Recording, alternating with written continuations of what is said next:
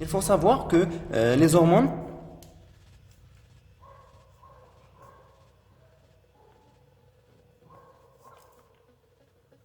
sont produites soit par des cellules,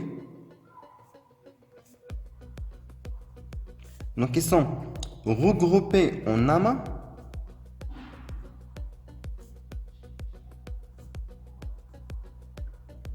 et ces cellules sont spécialisées dans la sécrétion des hormones, c'est-à-dire la glande endocrine.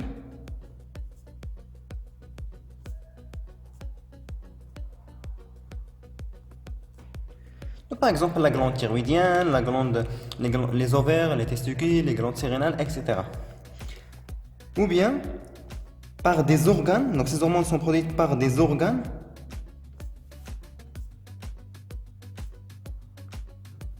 donc qui contient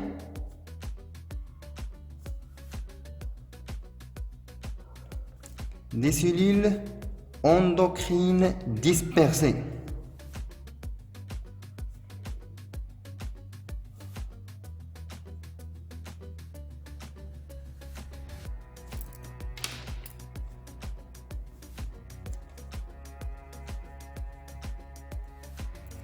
Exemple,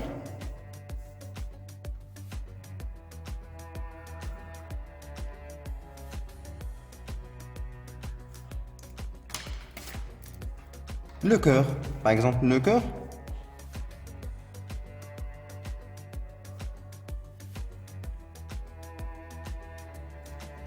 donc qui produit une hormone, donc c'est le facteur natriurétique atrial, donc c'est le FNA, donc c'est pour facteur natriurétique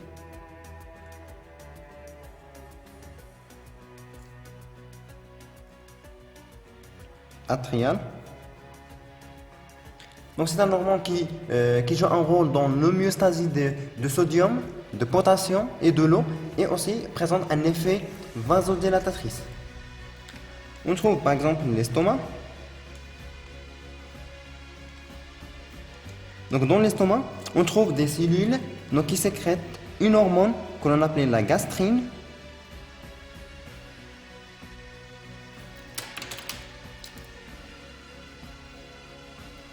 Donc la gastrine, c'est une hormone produite par des cellules qui se trouvent dans l'estomac. Ces cellules, on l'appelait les cellules G, c'est pour gastrine.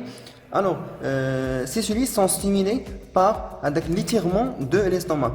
Parce que lorsque l'aliment arrive au niveau de l'estomac, donc l'estomac se remplit, et donc ce qui entraîne une dilatation de l'estomac, c'est-à-dire un étirement des parois de l'estomac, et donc cet étirement, c'est un stimuli mécanique, donc qui va stimuler les cellules G de libérer la gastrine. Et donc cette gastrine qui va gagner la circulation sanguine, c'est pour stimuler les cellules responsables de la sécrétion de l'acide chlorhydrique, c'est-à-dire l'HCl. Et donc ces cellules sont appelées les cellules pariétales. Donc l'HCl donc qui joue un rôle dans la digestion, ou bien dans la digestion chimique et dans la dénaturation des protéines. Et donc les protéines, ce qu'on appelle la protéolyse acide, donc sont dégradées en fragments peptidiques. Ou les peptides, ils vont stimuler aussi les cellules G, c'est de libérer plus de gastrine. Donc ça, c'est un stimuli chimique. Et donc la gastrine, il va stimuler les cellules pariétales, c'est pour libérer ou bien pour accélérer la production de l'acide chlorhydrique. Donc la gastrine, donc c'est un hormone, c'est un peptide de 17 acides aminés. On trouve aussi l'intestin grêle. Dans l'intestin, on trouve des cellules qui produisent une hormone, c'est la sécrétine. La sécrétine, c'est la première hormone découverte. Donc la sécrétine est sécrétée par des cellules qui se trouvent dans l'intestin. C'est au niveau de duodénum. Ces cellules, on l'appelait les cellules S. Et donc la sécrétine, donc elle va stimuler les cellules, donc elle va stimuler le pancréas, c'est de produire donc, le sucre pancréatique, les riche en bicarbonate. Donc le bicarbonate, ça permet de neutraliser l'acidité au niveau de la lumière intestinale. Donc le chyme liquideuse de l'estomac vers l'intestin qui compte très acide, donc au niveau de l'intestin, mais qui se protège de l'acidité. Donc il faut la réduire, il faut diminuer de l'acidité, c'est grâce au bicarbonate, le HCO3-. Et aussi la sécrétine va stimuler les cellules, c'est-à-dire les hépatocytes, les cellules du foie, donc c'est pour la synthèse de l'acide biliaire. Aussi, on trouve des cellules qui produisent une autre hormone qu'on appelle la choline.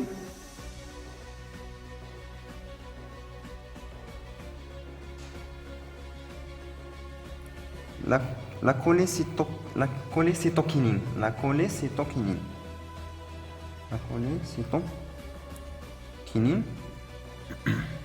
Ou bien le CCK. Donc cette hormone est produite par d'autres cellules que l'on appelle les cellules I ou bien les cellules à cholécytokinine.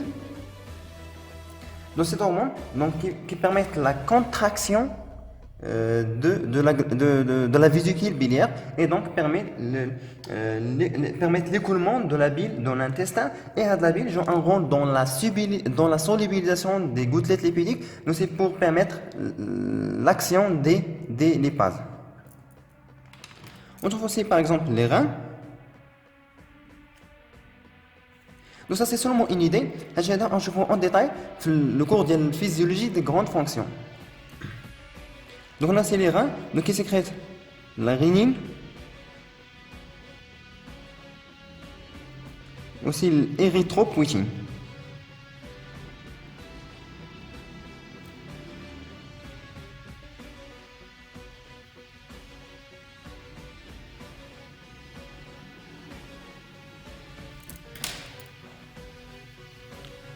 L'érythropoïétine, c'est un hormone qui va stimuler l'hématopoïèse, c'est-à-dire la production des globules rouges, donc c'est par la moelle osseuse. On a ici le thymus, donc qui produit la thymosine et la thymopoïétine.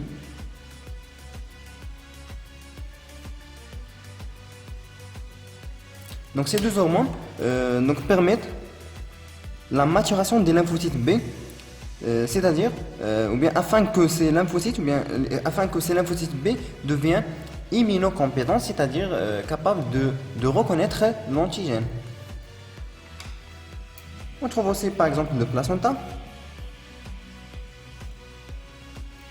donc qui sécrète le progestérone et l'oestrogène.